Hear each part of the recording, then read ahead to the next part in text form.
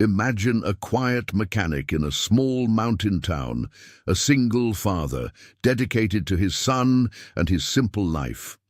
Now, picture a wealthy young woman fleeing a world of control and expectations, desperate for freedom. When their worlds collide, a hidden legacy is uncovered, a powerful family is challenged, and an unconventional bond is formed. But as secrets unravel, both are forced to ask, how far would you go to protect the life you've built and the people you love? This is A Hidden Legacy, a story of resilience, love, and the power of choosing your own path.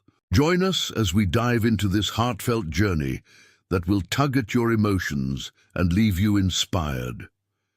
If you're ready for a tale filled with unexpected twists, profound lessons, and a dash of romance, don't forget to subscribe to the channel and turn on notifications so you won't miss a moment of this unforgettable story. Let's begin. A single dad helped a woman fix her car.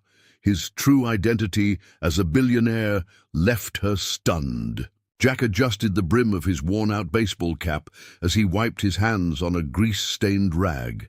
The sound of tools clinking against the workbench filled the quiet, sunlit garage.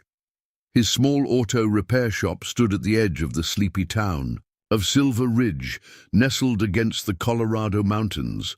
Life was simple here, predictable, steady. For Jack, this routine was a sanctuary, a way to raise his 8-year-old son, Ethan, without complications.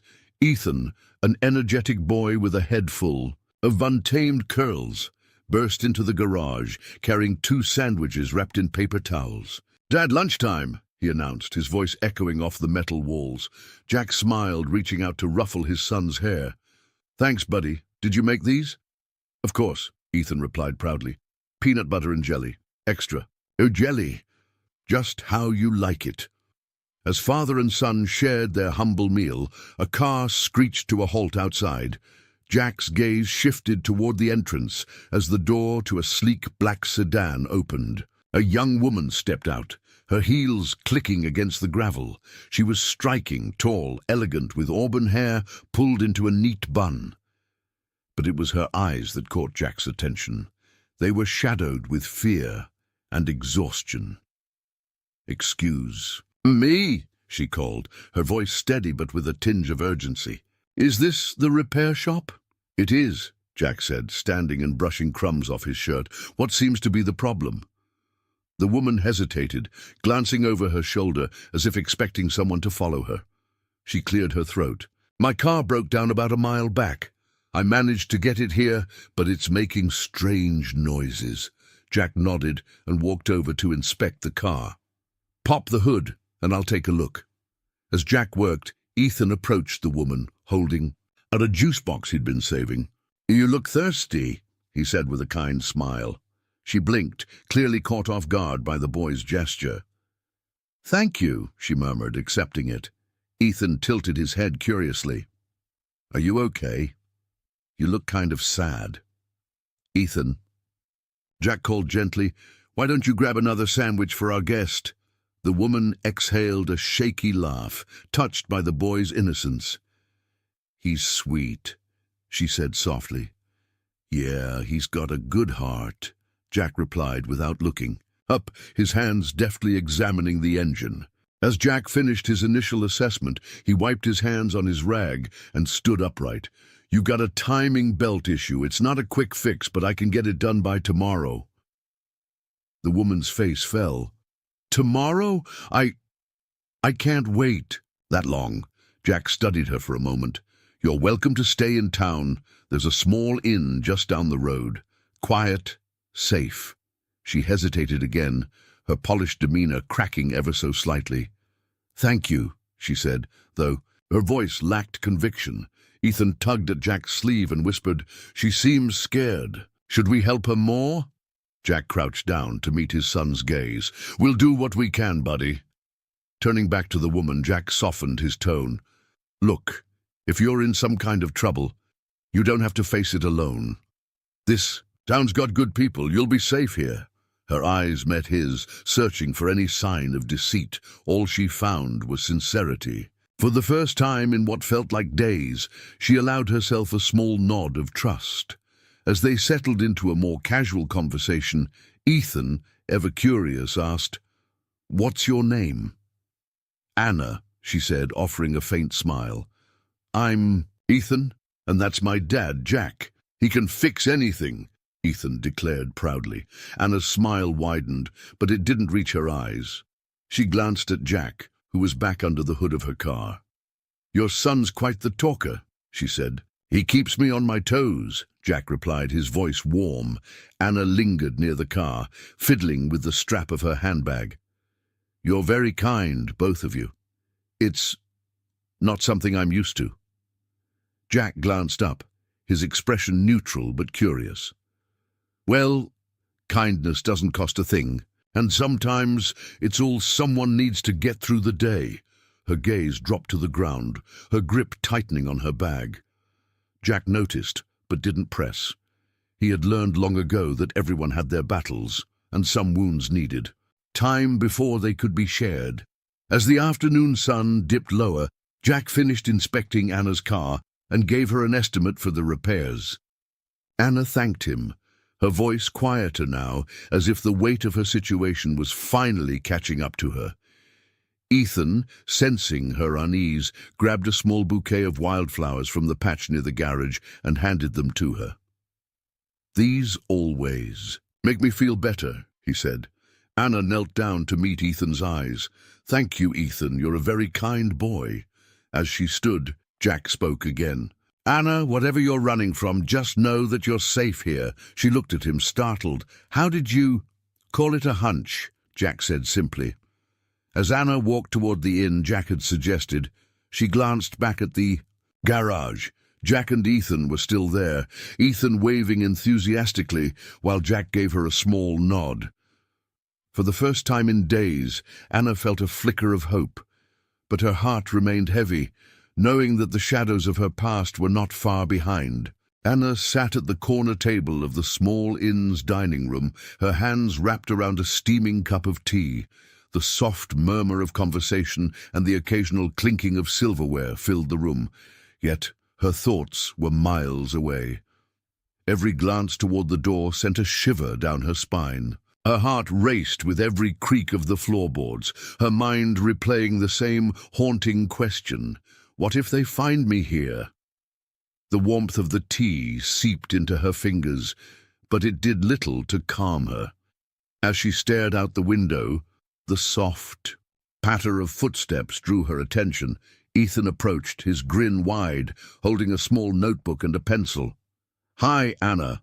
Want to see my drawings?" he asked, sliding into the chair opposite her without waiting for an answer. Anna blinked, startled by the boy's confidence, then smiled faintly. "Sure, Ethan, show me what you've got." Ethan flipped open the notebook, revealing crude but heartfelt sketches of cars, mountains, and what appeared to be a tall man with curly hair. "That's my dad," he said, pointing proudly to the stick figure holding a wrench. "He can fix anything." Anna chuckled softly. "He sounds like a superhero." "He kind of is," Ethan replied earnestly.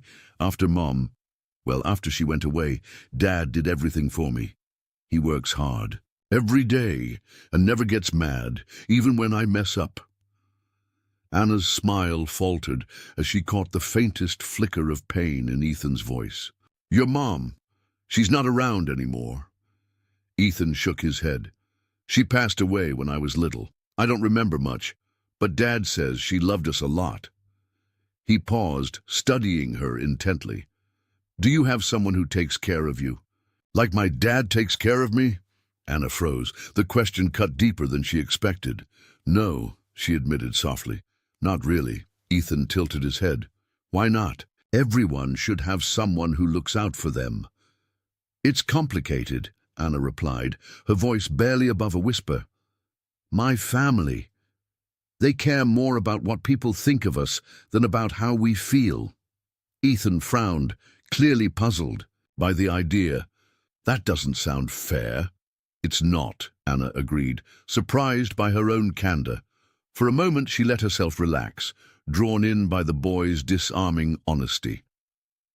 As they spoke, Jack entered the room, carrying a toolbox and wiping grease from his hands. His gaze softened as he saw Ethan chatting animatedly with Anna. He approached the table, his expression curious but calm. "Ethan, are you pestering Anna?" Jack teased gently. "Nope, we're just talking," Ethan replied, undeterred. "Did you know her family's super unfair, Dad?" Jack raised an eyebrow, his attention shifting to Anna. "Is that so?" Anna hesitated, then nodded. "He's not wrong. My family, they have a way of making decisions for me, whether I agree or not." Jack pulled out a chair and sat down, his presence steady and grounding. "Sounds like a tough situation." Anna sighed. "They've arranged a marriage for me, to someone I barely know, let alone love. It's all about business for them, a way to secure partnerships and expand their influence." Jack didn't react immediately. Instead, he leaned back slightly, his expression thoughtful. "And what do you want?" The question caught Anna off guard. I don't know," she admitted.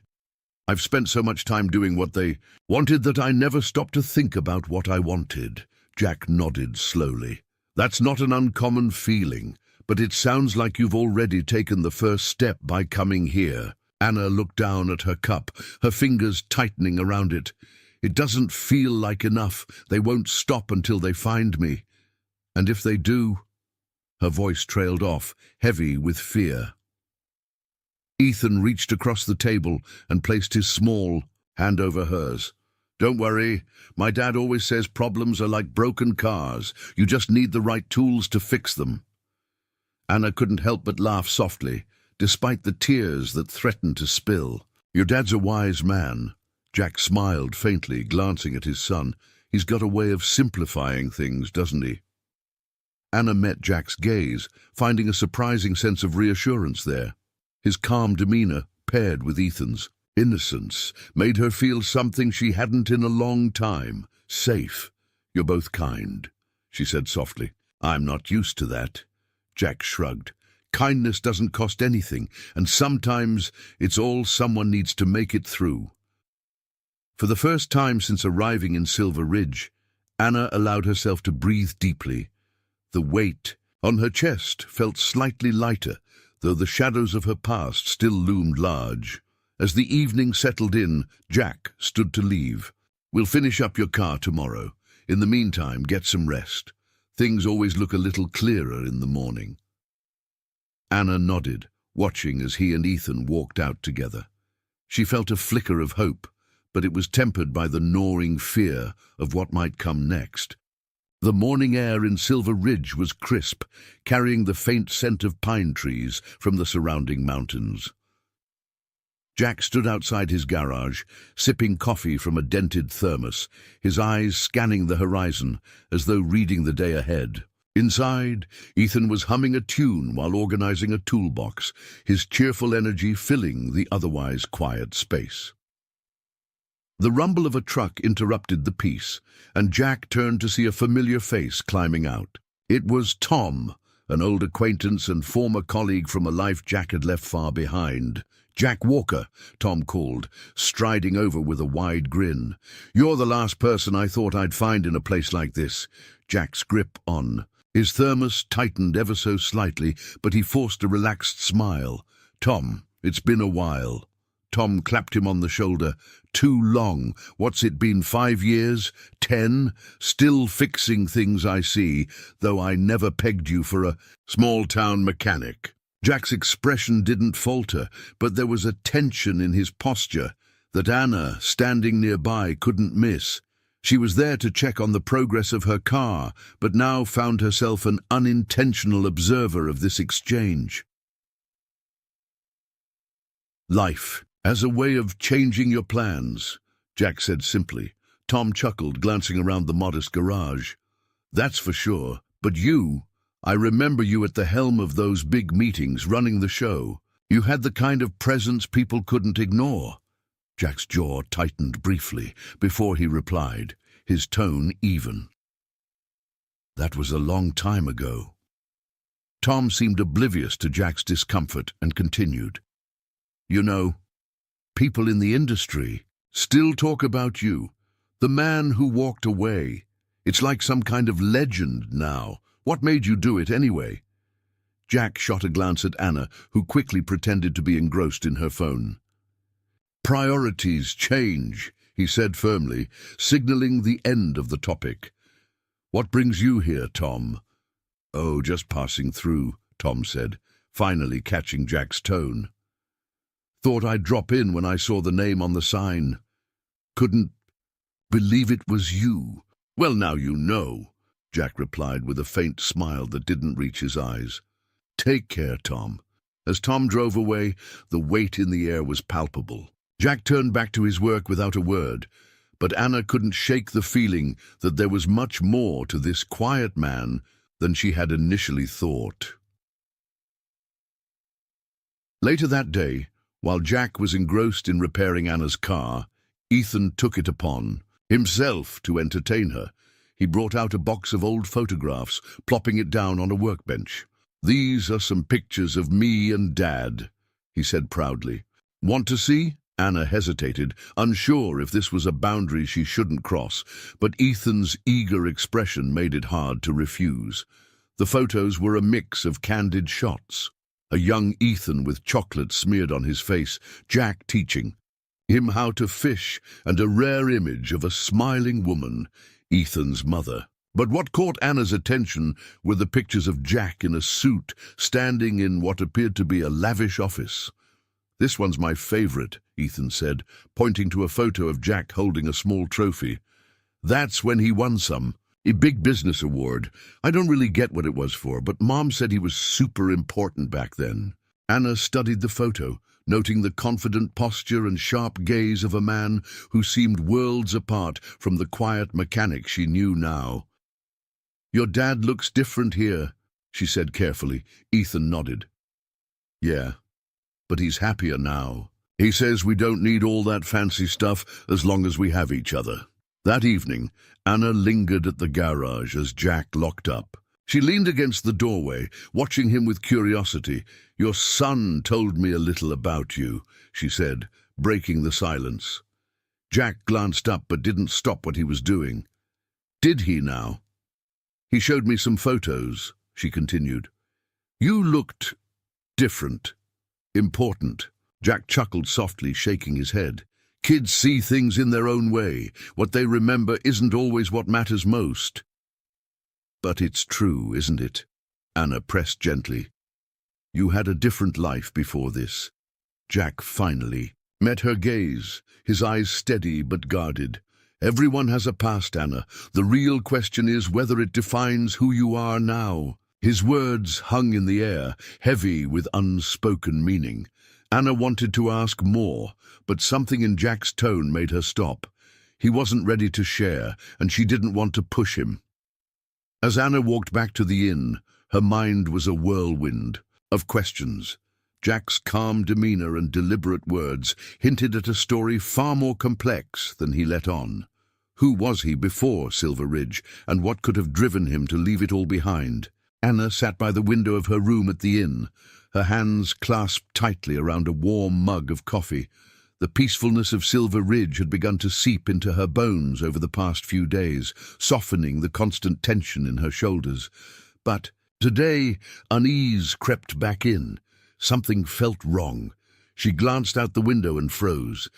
Two unfamiliar men, both dressed in dark suits, stood near a car parked across the street. They weren't locals. Everything about their stiff demeanor and sharp gazes screamed business. Her stomach churned. She had seen enough of her family's hired enforcers to recognize the type. The Maxwells had found her. Anna's mind raced as she stepped away from the window, her hands trembling. She paced the room, trying to calm herself, but the thought of being dragged back into her family's clutches made her feel trapped all over again. She needed help. She needed Jack.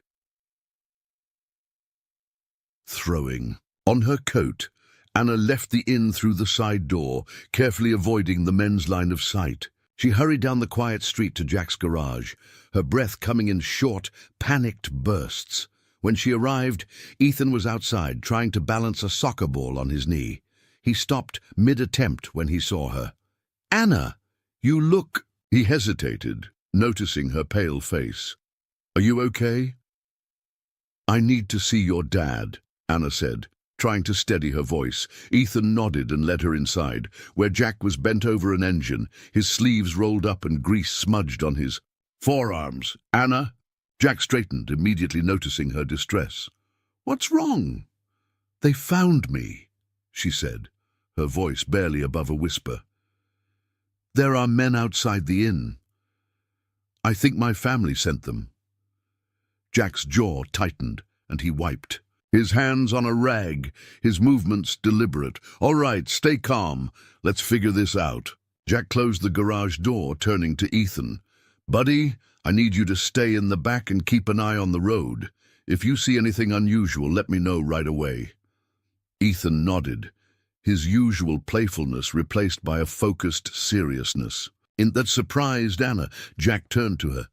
"Did they see you leave?" "I don't think so," she replied. "I took the side door and came straight here." "Good," Jack said, his tone steady and reassuring. "If they're here for you, they'll probably check the inn first. That gives us some time to act." Anna hesitated. "I don't want to put you or Ethan in danger. Maybe I should just—" "No," Jack interrupted firmly. "You're not going anywhere alone. We'll handle this." Ethan suddenly appeared from the back room, holding a pair of binoculars he had dug out from a dusty shelf. "Dad, I see them. 2 guys in suits looking around the inn." Jack nodded, already forming a plan. He handed Ethan his phone. "Call Mr. Grady at the sheriff's office and let him know we've got some strangers acting suspiciously near the inn. Tell him it might be a trespassing situation." Anna blinked. "You know the sheriff?" "In a town this small, everyone knows everyone," Jack said with a faint smile. "Grady's a good guy. He'll help keep things under control." Ethan, eager to help, dashed to the back room to make the call. His determination and composure in the face of danger left Anna both impressed and comforted. Within minutes, the men from the inn began making their way down the street, clearly searching for Anna. Jack motioned for her to stay hidden behind the counter while he stepped outside, his expression calm but unyielding. "Can I help you, gentlemen?" he asked as they approached the garage. One of the men, tall and broad-shouldered, glanced at Jack before replying curtly, "We're looking for someone, a woman. Have you seen her?" Jack crossed his arms. "A lot of people come through here. You'll have to be more specific. She's about this tall red hair," the other man added, his tone sharper. "We were told she might be staying nearby." Jack shrugged. "Haven't seen anyone like that. This is a quiet town. Most people passing through don't stick around long." The men exchanged glances, clearly unconvinced. "If you see her," the taller one said, "you'd do well to let us know." Jack held their gaze, his voice steady. "And you'd do well to respect the people in this town. We don't take kindly to strangers stirring up trouble." As the men retreated, Jack stepped back inside, locking the door behind him. Anna emerged from her hiding spot, her face pale but resolute. "You didn't have to do that," she said. "Yes, I did," Jack replied. "No one deserves to be treated like a pawn. Not by them, not by anyone." Ethan returned, grinning triumphantly. "Mr. Grady's on his way. He said he'll keep an eye out for anything suspicious." Anna looked between Jack and Ethan, overwhelmed by their willingness to stand by her. For the first time in days, she felt like she wasn't fighting alone. As Anna sat down to catch her breath, Jack leaned against the counter, his expression thoughtful. "This isn't over," he said quietly. "If they've come this far, they'll be back.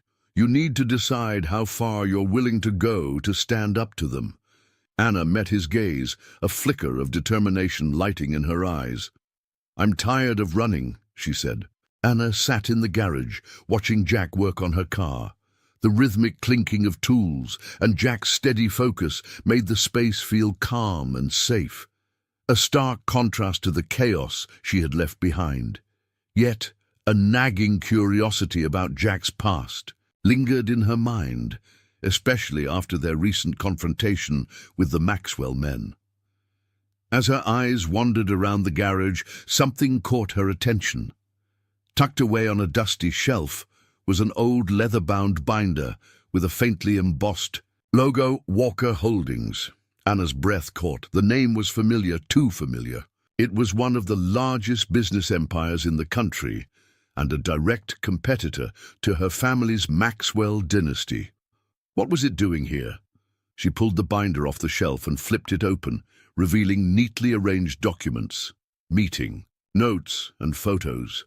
One picture stopped her cold. There was Jack, wearing a crisp suit, standing confidently at a podium, his name displayed prominently behind him. Jonathan Walker, CEO of Walker Holdings. "Jack," Anna called, her voice trembling. Slightly, Jack glanced over his shoulder from where he was tightening bolts on her engine. "What's up?" Anna held up the binder. "Is this yours?" Jack froze, the wrench slipping slightly in his hand. He set it down carefully, wiped his hands on a rag, and walked over. Taking the binder from her, he flipped through the pages, his face unreadable. Finally, he looked at her, his blue eyes steady. "Yes," he said simply. "You're Jonathan Walker," Anna said, her voice barely above a whisper. "The Jonathan Walker?" Jack let out a quiet sigh, nodding. "I was, a long time ago." Sensing her disbelief, Jack gestured for Anna to sit. He leaned against the workbench, arms crossed, and began to speak. "I grew up in a world where money was everything," he said. "Walker Holdings wasn't just a company. It was an empire built by generations of my family, and from the moment I was old enough to walk, they made sure I knew that it would all fall to me one day." Anna listened intently, her initial shock giving way to fascination. "For a while I thought that's what I wanted. I worked hard, climbed the ladder, and eventually became CEO. On the surface, it looked like I had it all. Money, power, respect. But the truth?" He shook his head, his expression darkening. "It was empty. Every decision we made was driven by greed. We didn't care who we hurt, as long as the profits kept rolling in." Jack paused, his gaze distant, as if reliving those moments. "The breaking point came when my wife, Lily, passed away. Suddenly, none of it mattered. I looked at Ethan, barely a toddler, and realized I didn't want him growing up in the same toxic environment that had shaped me. So, I walked away, left it all behind, and came here." Anna sat silently, absorbing Jack's words. The weight of his sacrifice hit her harder than she expected. He had turned his back on unimaginable wealth and power to give his son a better life. "But how?" she finally asked. "How did you just leave?" Jack gave her a small, wry smile. "It wasn't easy. I knew my decision would hurt people, family, employees, investors. But I also knew that staying would destroy me. Walking away was the hardest thing I've ever done, but it was also the most necessary." Anna's thoughts drifted to her own life. The control her family wielded over her, the suffocating expectations. They weren't so different from what Jack had faced. But unlike Jack, she had always felt powerless to resist. "You're braver than I am," she said quietly. Jack shook his head. "It's not about bravery, Anna. It's about deciding what kind of life you want to live and being willing to fight for it." As Jack's story sank in, Anna began to see parallels between his journey and her own. The immense pressure from their families, the expectations to conform, and the fear of breaking free. They were all too familiar. "You made it sound so simple," she said, a touch of bitterness in her voice. "But my family, they don't just let people go. They'll do whatever it takes to keep control." Jack nodded. "So will mine, if they ever find out where I am. But I've learned that their power only works if you let it. They can't control you if you stop playing by their rules." For the first time, Anna felt a flicker of hope. If Jack could walk away from an empire as vast as Walker Holdings, maybe, just maybe, she could find a way out too. "I never thought I'd meet someone who understands," she admitted. "But you've lived it." Jack's expression softened. "You don't have to do it alone, Anna. Sometimes all it takes is one person to remind you that you have a choice." Her chest tightened at his words. It wasn't just the reassurance she needed. It was the belief that she wasn't trapped forever.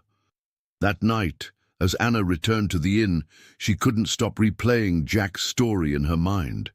It was a revelation that both shocked and inspired her. If he could sacrifice everything for a better life, could she find the courage to do the same? But in the back of her mind, another question lingered. What would happen if her family discovered the truth about the man who was helping her? The peaceful rhythm of Silver Ridge was shattered early in the morning when Anna received an ominous message. The innkeeper, a kind woman named Martha, handed her a folded note with a concerned look. "This came for you," Martha said, her voice quiet. "Two men dropped it off and asked me to deliver it. They didn't seem like the friendly type." Anna's hands trembled as she unfolded the note. Written in bold, harsh letters, it read, "We know where you are. Come home before we have to take action. This is your last chance." Her stomach churned as fear washed over her. The Maxwells weren't just looking for her anymore.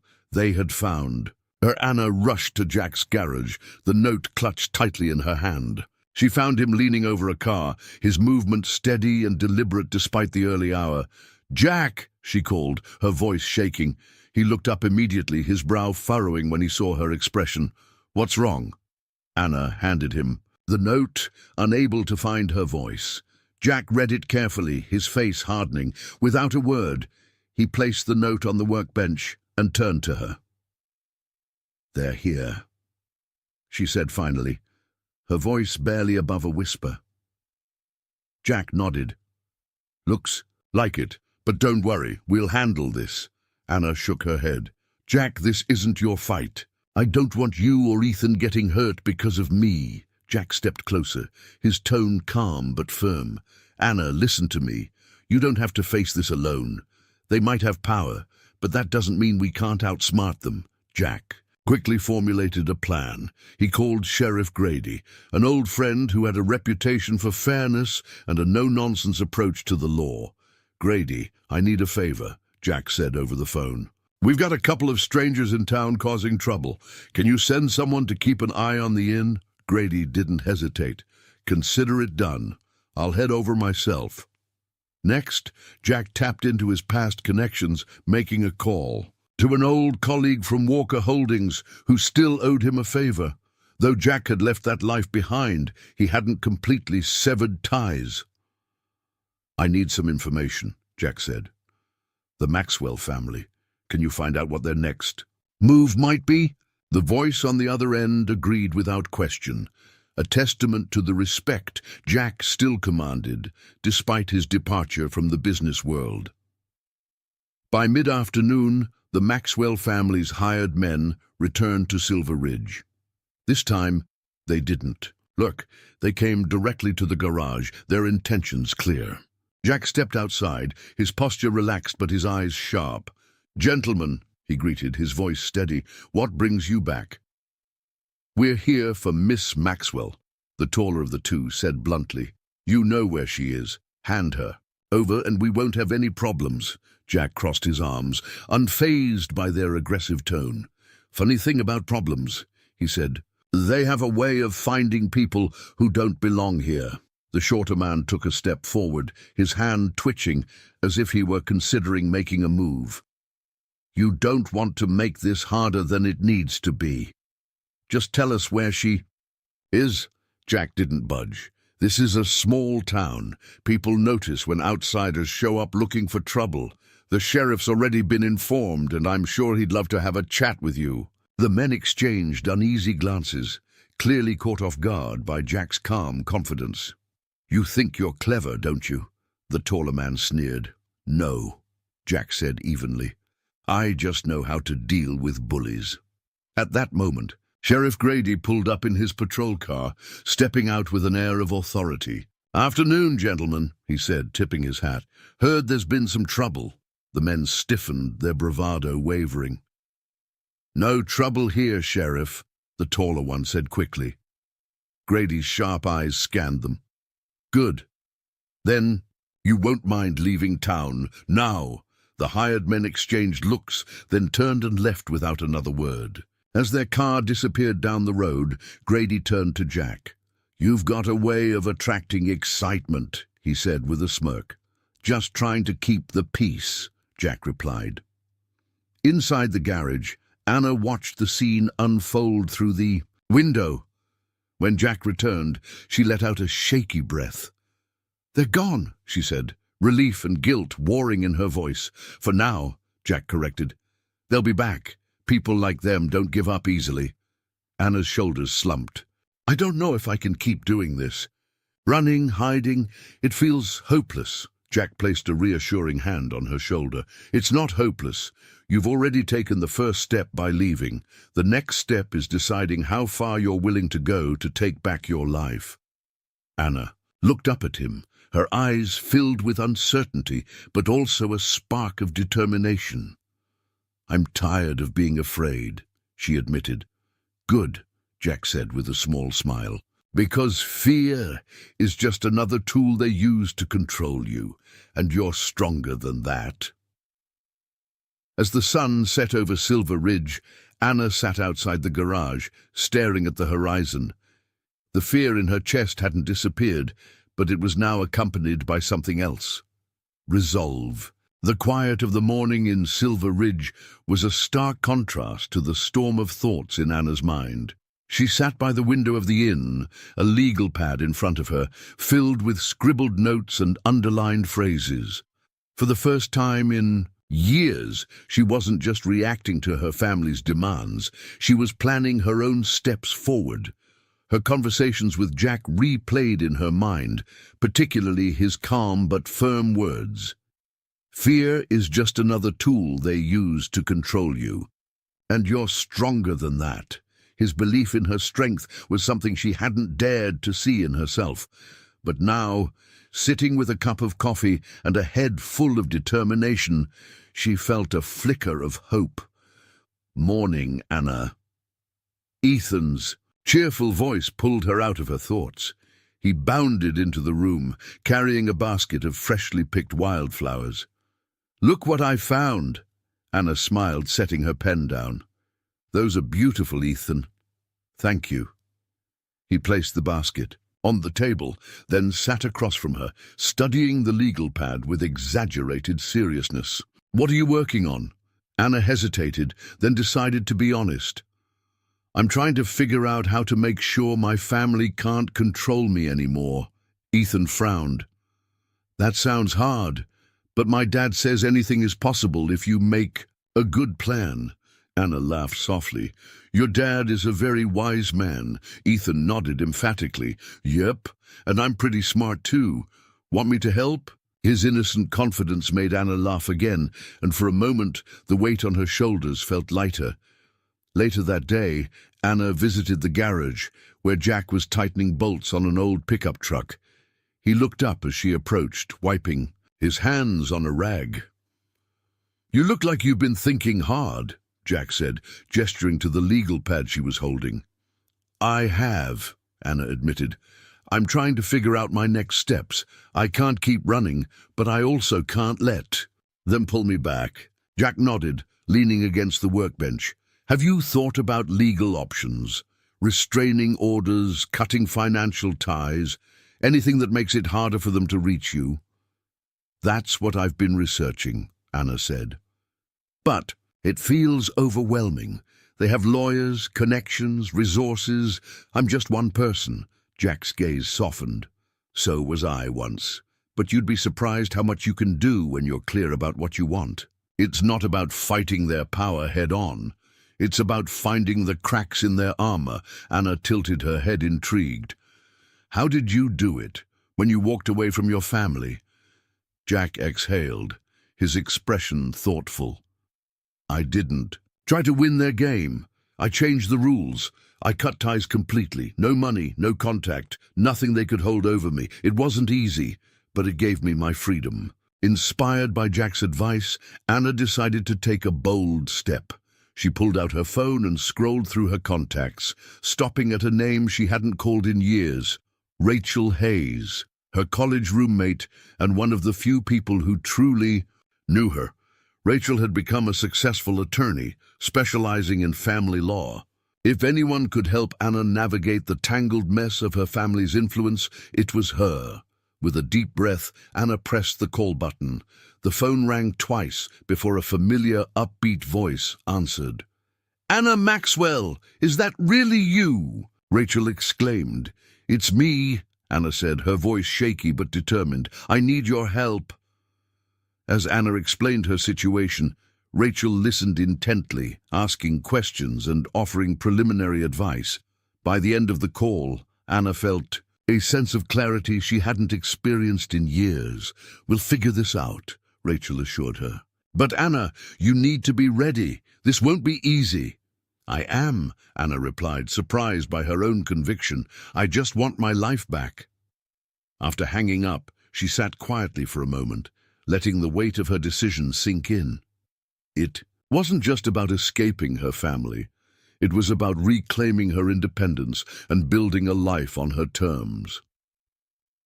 That evening, Anna joined Jack and Ethan for dinner at the garage. The simple meal of grilled chicken and vegetables felt like a feast, accompanied by Ethan's animated storytelling and Jack's steady presence. "You seem lighter," Jack observed as they cleared the table. "I think I've taken the first real step," Anna admitted. "I called a friend, someone who can help me legally. It's just the beginning, but it feels like progress." Jack nodded approvingly. "That's good. Sometimes, taking that first step is the hardest part." Ethan grinned, holding up a piece of paper with a crude drawing of a superhero. "This is you, Anna. You're like a superhero fighting bad guys." Anna laughed, touched by his gesture. "I don't know about that, Ethan, but thank you." "You are," Ethan insisted. "You're brave." As Anna lay in bed that night, staring at the ceiling, she felt a mix of hope and apprehension. She had started to build a path forward, but the road ahead was uncertain. Still, for the first time in a long while, she believed she wasn't alone. The sound of the garage door shutting echoed through the quiet space as Jack set down his tools and leaned against the workbench. Anna stood nearby, her arms crossed tightly over her chest, watching him with a mix of concern and curiosity. She could sense that something weighed heavily on his mind. "Anna," Jack began, his voice steady but low, "there's something I need to do, and it's going to change things." She furrowed her brow. "What do you mean?" Jack exhaled deeply, as if steadying himself. "The Maxwells aren't going to stop coming after you, not unless we level the playing field. It's time I stopped hiding." Her eyes widened as the meaning of his words sank in. "You're going to step back into the public eye," Jack confirmed. "As Jonathan Walker." Anna shook her head, panic flickering in her expression. "Jack, you've worked so hard to leave that life behind. Why would you risk it now?" "Because it's not just about me anymore," Jack said, his tone calm but resolute. "It's about protecting you, Ethan, and this life I've built. The Maxwells thrive on power and fear, but I have resources they can't ignore. If I reclaim my position as Jonathan Walker, I can challenge them directly." Anna hesitated, the enormity of his decision sinking in. "But won't that put you and Ethan in danger?" Jack offered a faint smile. "It's a risk, yes, but sometimes the only way to protect what matters is to confront the threat head-on." The following morning, Jack made a series of calls. His first was to Michael Porter, a trusted former colleague who had served as his right-hand man during his time as CEO of Walker Holdings. "Michael," Jack said when the familiar voice answered, "it's been a while." "Jack?" Michael sounded shocked. "Or should I say Jonathan? I thought you disappeared off the face of the earth." I did. Jack admitted, but I need your help. There's a situation that requires me to step back into the spotlight. I'm reclaiming my role as Walker Holdings' heir. There was a pause before Michael replied. You know that's going to shake things up, right? The business world hasn't been the same since you left. I'm counting on it, Jack said, his voice firm. But this isn't about business. It's personal. Michael agreed to help, promising to rally support from allies who still respected Jack's leadership. The calls continued throughout the day, each conversation bringing Jack closer to re-establishing his influence. News of Jonathan Walker's return spread quickly through the business world. Former competitors, allies, and even journalists began to take notice. Rumors swirled about why the once reclusive heir had chosen to resurface after years of silence. At the garage, Jack maintained his usual calm demeanor, but Anna could see the weight of his decision in the tension around his eyes. Despite her lingering doubts, she couldn't deny her admiration for his resolve. "Do you ever regret leaving it all behind?" she asked one evening as they sat outside, watching Ethan kick a soccer ball in the yard. "Never," Jack said without hesitation. "But sometimes life gives you reasons to revisit the past. This is one of those times." Anna looked at him, her chest tightening with emotion. "You're doing all of this for me and Ethan. I don't know how to thank you." "You don't need to thank me," Jack said simply. "We're in this together." A week later, Jack made his first public appearance as Jonathan Walker at a high-profile charity gala in Denver. The event was a fundraiser for underprivileged communities, a cause Jack had always supported during his tenure at Walker Holdings. Dressed in a tailored suit, Jack moved through the crowd with the confidence of someone who had never left the world of wealth and influence. But there was a difference now. His focus was clear, his purpose unshakable. Anna, who had accompanied him reluctantly, felt out of place in the glittering venue. But as she watched Jack speak passionately about the importance of using resources for good, she began to see why so many people had once looked up to him. "He's impressive," a voice said beside her. Anna turned to see a man with sharp features and an icy demeanor. Recognition hit her like a bolt of lightning. It was one of her family's representatives. "What are you doing here?" she demanded, her voice low but sharp. "Observing," the man replied smoothly. "The Maxwells are very interested in Mr. Walker's sudden reappearance. But you should know, Anna, this changes nothing. You still belong to us." Anna's heart pounded.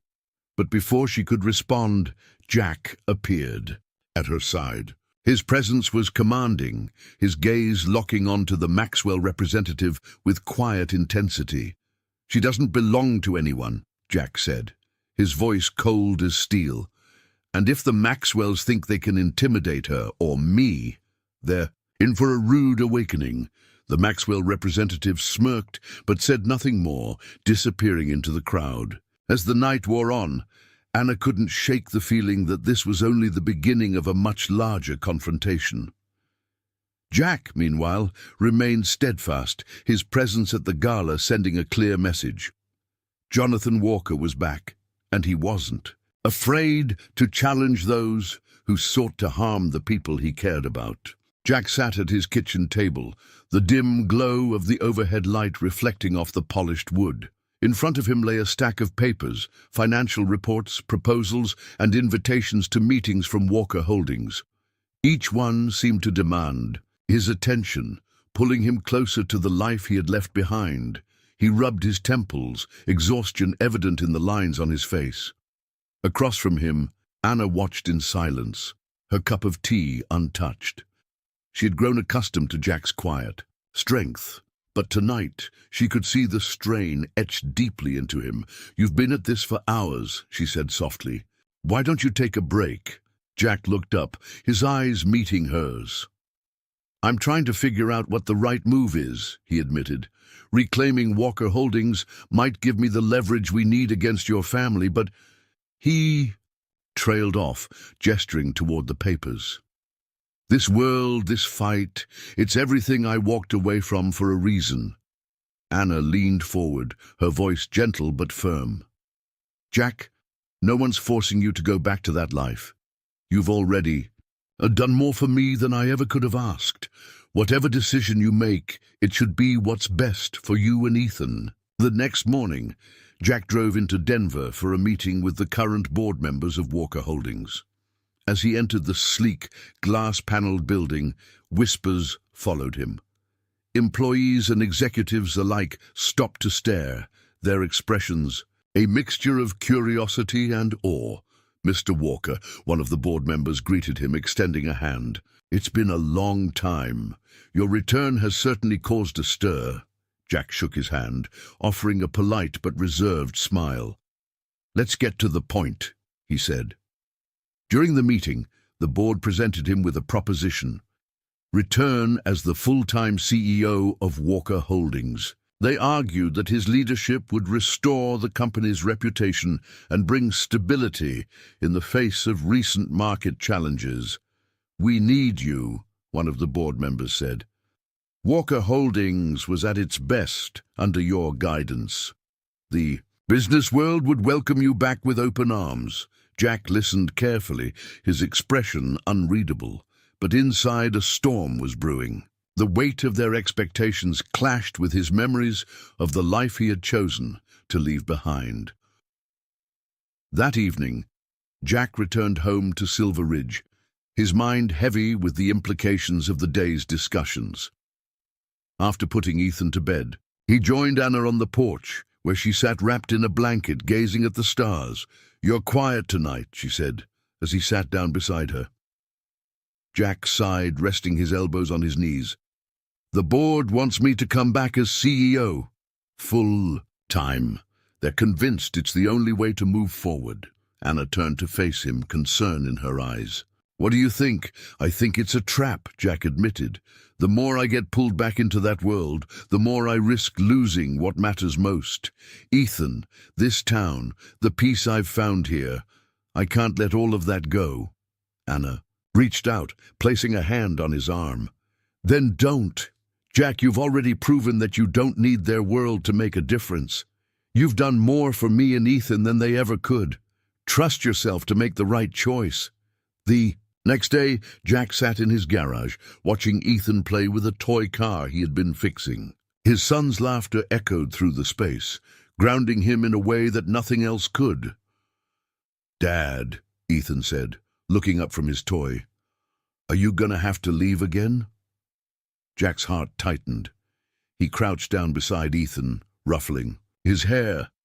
"No, buddy, I'm not going anywhere." Ethan grinned, his faith in his father unwavering. "Good. I like it here, and I like having you home." Jack smiled, the final piece of his decision falling into place. 2 days later, Jack stood at a podium in front of a packed room at a press conference.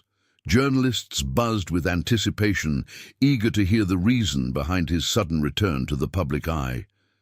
Jack adjusted the microphone, his gaze steady as he addressed the crowd.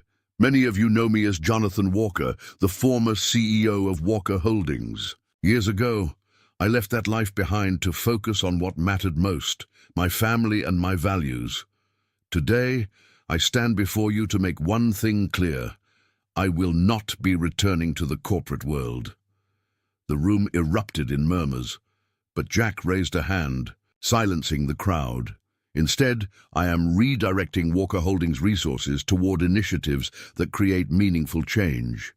Education, healthcare, community development, these are the areas that need our focus, not profit margins. Effective immediately, I will oversee the establishment of a charitable foundation to ensure these goals are met." As the audience absorbed his words, Jack felt a sense of liberation. He had taken back control of his narrative, choosing a path that aligned with his values rather than the expectations of others. Back in Silver Ridge, Anna watched the press conference from the inn's common room, her chest swelling with admiration. Jack's courage to stand by his principles, even under immense pressure, was nothing short of inspiring. When he returned later that evening, she greeted him with a smile. "You did it," she said simply. Jack shrugged, though a small smile tugged at his lips. "I just did what felt right." "You made a statement," Anna countered, "not just to the Maxwells, but to everyone. You reminded them that power doesn't have to come at the cost of integrity." The small garage was unusually quiet, save for the rhythmic ticking of cooling engines and the occasional rustling of papers. Jack sat at his workbench, going through a stack of documents related to the charitable foundation he had announced. The recent press conference had ignited a flurry of responses, from supporters and skeptics alike, but Jack remained focused on his vision. Across the room, Anna watched him from where she sat with Ethan. The boy was busy coloring in a book, his tongue poking out in concentration. Despite the tension lingering from the Maxwells' looming threat, the atmosphere in the garage felt strangely calm, almost hopeful. "Do you ever stop working?" Anna teased gently, breaking the silence. Jack looked up with a small smile. "Not when there's work to be done. This foundation isn't going to build itself." Anna walked over, her expression curious as she glanced at the papers in front of him. "What exactly are you planning?" Jack leaned back in his chair, gesturing to the documents.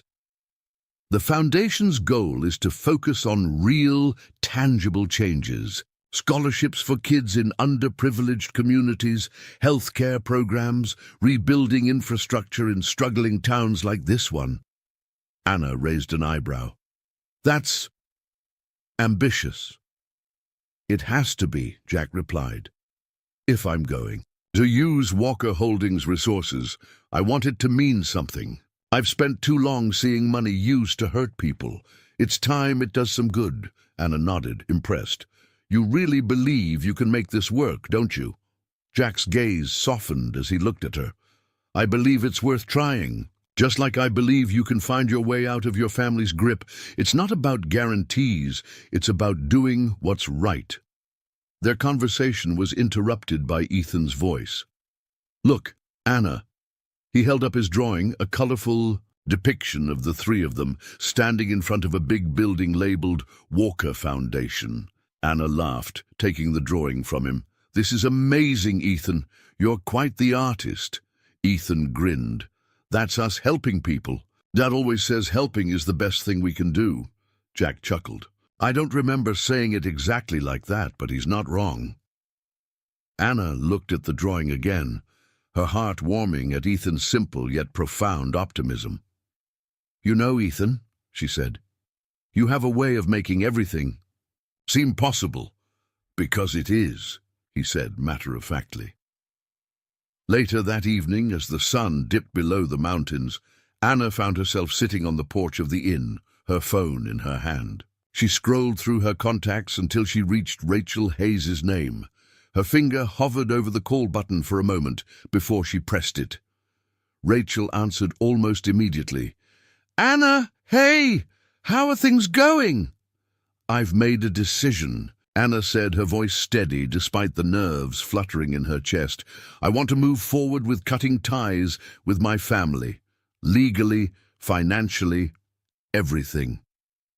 There was a pause on the other end. Then Rachel's voice came through, firm and supportive. "That's a big step, Anna, but it's the right one. I'll help you every step of the way." "Thank you," Anna said, her chest loosening as the words left her mouth. For the first time, the idea of severing ties with her family didn't feel impossible. It felt empowering. That night, Jack found Anna sitting outside, the cool air brushing against her cheeks. He handed her a cup of tea and sat down beside her. "You look lighter," he observed. Anna smiled faintly. "I made the call. I told Rachel I want to move forward with everything." Jack's expression softened. "That's a big step." "It is," she agreed. "But I think it's the only way I'll ever really be free." Jack reached over, placing a reassuring hand over hers. "You're stronger than you give yourself credit for, Anna. You've already come so far." Their eyes met, and for a moment the weight of the past few weeks seemed to dissolve, replaced by an unspoken understanding. As they sat together, the peaceful moment was interrupted by a vibration from Jack's phone. He picked it up, and read. The message, his jaw tightening. "What is it?" Anna asked, her voice tinged with concern. "It's from Michael," Jack said, referring to his former colleague. "The Maxwells are regrouping. They're planning their next move." Anna's stomach dropped, but she forced herself to remain calm. "What does that mean for us?" Jack set the phone down, his expression resolute. "It means we need to be ready. Whatever they're planning, we'll face it together." As Jack and Anna prepared for the challenges ahead, Ethan ran out to join them, his laughter cutting through the tension. Anna watched him play, a renewed sense of determination.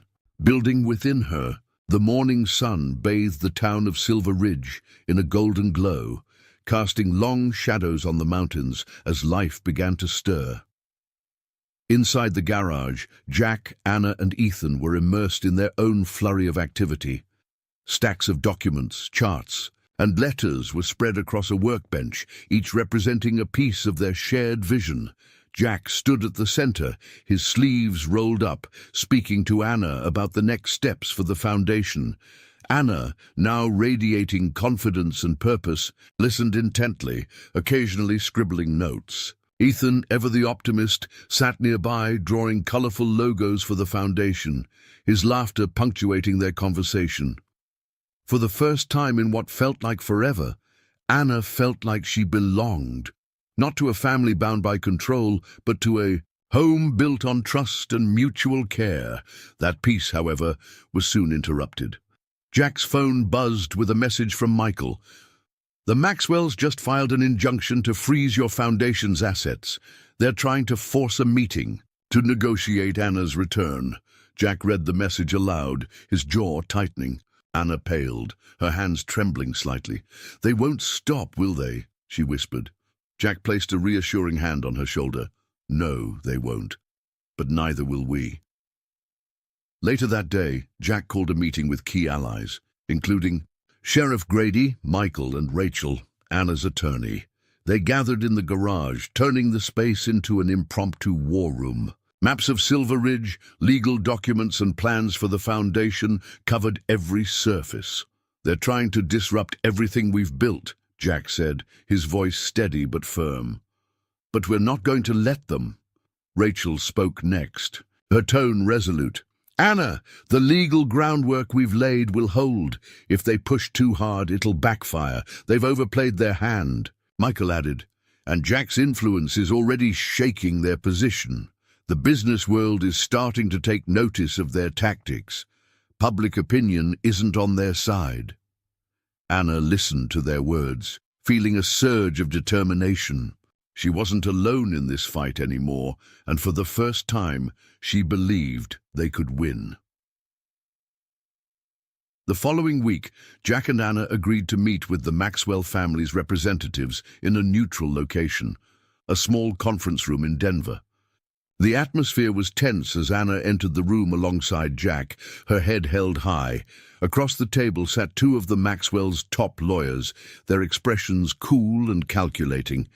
They wasted no time in delivering their ultimatum. Return to the family fold or face ongoing legal and financial ruin. Anna straightened, her voice calm but firm. "I'm not coming back. Your control over me ends here." One of the lawyers smirked. "You think you can stand against the Maxwell family? This little rebellion of yours won't last." Jack, who had been silent until now, leaned forward. "You underestimate her and me." His voice was cold and commanding. "Your threats don't scare us. Every move you've made has only exposed your greed and desperation. You've already lost." The lawyers exchanged uneasy glances, realizing the strength of the united front before them. After hours of tense negotiation, they finally conceded. Anna was free. Back in Silver Ridge, the atmosphere was electric with celebration. The garage became a gathering place as friends and allies came together to mark their victory. Anna stood amidst the crowd, overwhelmed by the warmth and support surrounding her. Ethan ran up, holding a new drawing. "Look, Anna, this is you, Dad, and me at the foundation opening." Anna knelt down to admire the colorful picture. "It's perfect, Ethan. You're a great artist." Jack joined them, placing a hand on Ethan's shoulder. "He gets it from his mom," he said softly. Anna looked up at Jack, their eyes meeting in a moment of unspoken understanding. "Thank you," she said, her voice thick with emotion. "For everything." "You don't have to thank me," Jack replied. "We're a team now." As the evening wound down, Jack and Anna found themselves alone on the porch, the cool mountain air wrapping around them. They sat in comfortable silence, watching the stars. "You've given me a life I never thought I could have," Anna said, quietly. "A real family." Jack turned to her, his expression tender. "You've given me just as much. You've reminded me what it means to fight for what matters." Anna smiled, a soft laugh escaping her lips. "So, what happens now?"